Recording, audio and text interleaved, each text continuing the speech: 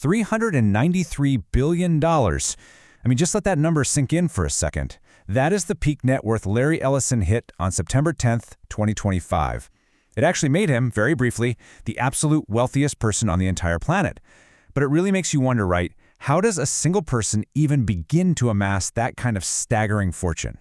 Well, welcome to today's Explainer. We're going to be unpacking the life, the empire, and honestly, the sheer financial gravity of Larry Ellison. He is, without a doubt, one of the most fascinating, complex, and sometimes controversial modern tech titans out there. We're going to trace his entire journey, literally from being a college dropout all the way to a centi-billionaire who just goes out and buys entire Hawaiian islands. So, here is our roadmap for today. We're looking at from dropout to tech founder, building the Oracle empire, expanding the Ellison portfolio, the centi-billionaire lifestyle, and finally, political influence and philanthropy. Let's get right to it. Section 1. From dropout to tech founder. The early days of Larry Ellison. You know, Ellison's early life was basically a complete 180 from the immense wealth he has today. He was born in New York City and actually contracted pneumonia when he was just 9 months old. After that, his mother gave him to his aunt and uncle in Chicago for adoption. And his path to success? Definitely not traditional. He started as a pre-med student at the University of Illinois, but ended up withdrawing right before final exams after his adoptive mother passed away. Later on, he enrolled at the University of Chicago for literally just 1 term, which is actually where he first discovered computer design before dropping out again. After that, he just packed up his life, moved to Berkeley, California, and kicked off his career as a computer programmer. Section 2. Building the Oracle empire. Creating a database giant.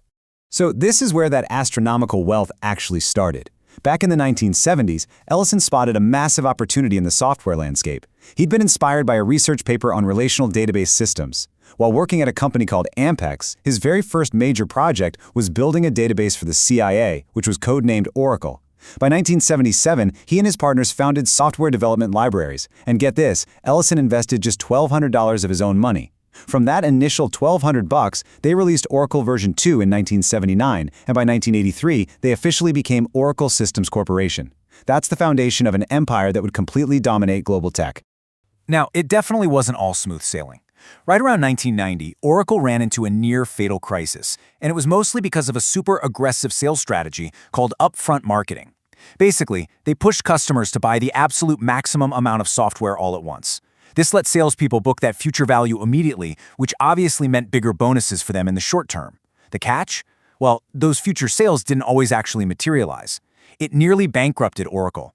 They had to lay off 10% of their entire workforce and restate their earnings twice.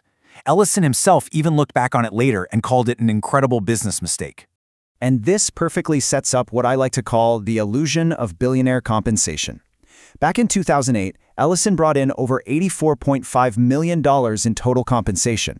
But then, jump forward to 2010, and his reported base salary dropped to exactly $1. Seriously, $1. But obviously, don't let that fool you. When a CEO is getting handed millions of stock options every single year, a $1 base salary is essentially just for show. For tech founders, the real money is always in the equity. Moving right along to Section 3. Expanding the Ellison portfolio. Beyond Oracle.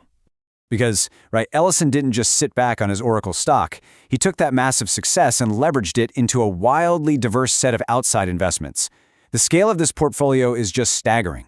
Take Tesla, for example. He actually served on their board for a few years, and his stake in the clean energy company is worth over $19 billion. Then there's NetSuite. When Oracle bought them out in 2016, Ellison already personally owned 35% of the company, which netted him a cool $3.5 billion from the sale. And more recently, his family trust secured a controlling stake in the massive Paramount Skydance merger, which is being managed by his son David. He is quite literally playing the board on a massive scale. Section 4. The centi-billionaire lifestyle. Real estate, racing, and islands. Okay, so when you literally have hundreds of billions of dollars, what do you actually spend it on? Let's rapid fire through some of these assets because the extravagance is wild. In the art world, he owns at least 4 original Vincent van Gogh paintings. For cars, sure, he has a McLaren F1, but his favorite used to be the Acura NSX. In fact, he loved that car so much, he would just buy them and hand them out as gifts to his friends. And aviation, he flies a Gulfstream V, naturally, but he also bought a decommissioned Soviet MiG-29 fighter jet, though apparently the US government stepped in and refused to let him import it. And his real estate game is just as jaw-dropping. We're talking a $110 million Japanese-style estate in Woodside, California that comes with its own man-made lake. Then in 2022, he dropped $173 million on a property in Manalapan, Florida, that actually made it the most expensive residential purchase in the state's entire history. Throw in the Astor's historic Beechwood Mansion in Rhode Island, plus a sprawling 249-acre estate in Rancho Mirage, and you really start to see the kind of physical footprint he's leaving across the country. But honestly, all of those mansions pale in comparison to this next number, 98%. Because in 2012, Larry Ellison didn't just buy a vacation house in Hawaii, he bought 98% of the land on Lanai, which is the 6th largest of the Hawaiian Islands. He paid an estimated $500 to $600 million for it. Now, operating as essentially the primary owner of the island has definitely brought some reported tensions with local residents. According to the source material, commercial tenants have frequently faced really short 30-day leases, and some residential tenancy is actually tied directly to employment with Ellison's companies. On top of that, there have been disputes over public access to a local beach park, as well as significant multi-year water rate increases proposed by the water company that Ellison owns. Shifting from land to sea, Ellison's competitive streak is probably most famous in the yachting world. Back in 2013, his team, Oracle Team USA, was down 1-8 against Team New Zealand in the America's Cup. It looked completely over, but incredibly, they battled all the way back to win the whole thing 9-8. It's been widely called one of the greatest comebacks in sports history. He even went on to help launch a brand new global racing series called Sail GP. Section 5. Political influence and philanthropy. The deployment of capital. Beyond the toys and the real estate, having this level of immense capital inherently buys global influence. If we track his political footprint, the data shows a pretty clear evolution in his contributions over the last decade or so. In 2012, reports indicate he was actually donating to both Democratic and Republican politicians. But by 2016, he emerged as one of the top donors to a super PAC supporting Marco Rubio, giving about $4 million. In 2020, he allowed his Rancho Mirage estate to be used for a Donald Trump fundraiser, though Ellison wasn't actually there himself. And in the 2022 midterms, he contributed $15 million to a super PAC associated with Senator Tim Scott.